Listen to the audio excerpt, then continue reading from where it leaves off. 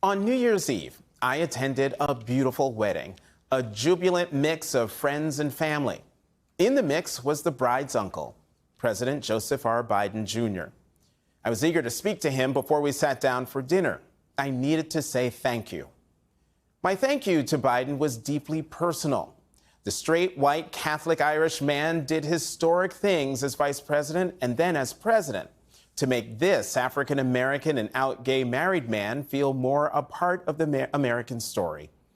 Biden isn't perfect. Any critic could trawl his 50 years in public life to find comments and votes that reflected the popular sentiments of the time, but might shock consciences today.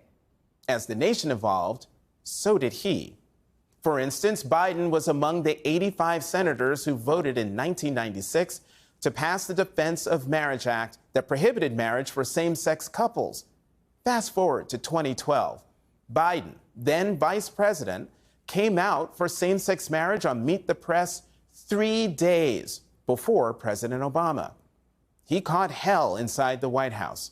It made him a hero outside the White House. When Biden became president, he continued weaving LGBTQ+ Americans into their nation's fabric.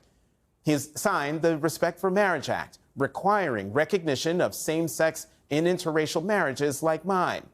He gave us the first out gay man confirmed to the cabinet, the first out lesbian to serve as press secretary, and the first out transgender person confirmed to a position by the Senate. Were it not for the Biden presidency, we wouldn't have had Vice President Kamala Harris, the first black woman elected to the position. We wouldn't have Justice Ketanji Brown Jackson, the first black woman confirmed to the Supreme Court. My admiration for Biden is also rooted in the character of a man whose lifetime of public service is intertwined with a lifetime of public pain. In 2017, we were seated across from each other on stage discussing Promise Me, Dad, his moving memoir about his son Beau's fight against brain cancer. As he spoke of Beau, Biden physically folded into himself, head bowed, eyes downcast. But as soon as the conversation turned to politics, Biden brightened.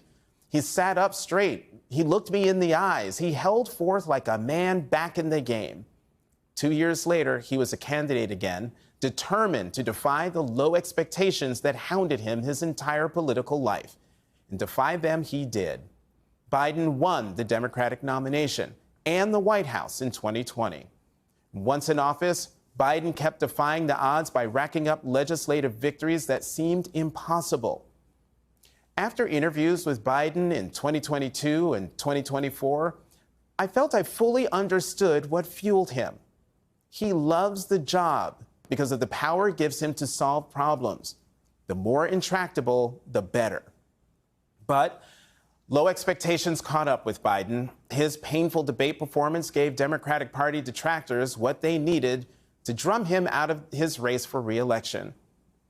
In 2 days, we'll witness the first convicted felon inaugurated president of the United States. The latest AP-NORC poll found Biden with a lower approval rating as he leaves than his predecessor and successor had in 2020. But I'm confident history will judge him a great president, but not an infallible one. He made plenty of mistakes. Still, Biden is a good man who brought his entire imperfect self to the world's most unforgiving job, and his faith in us was unshakable. We are the United States of America,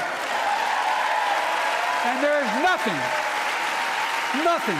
beyond our capacity when we act together.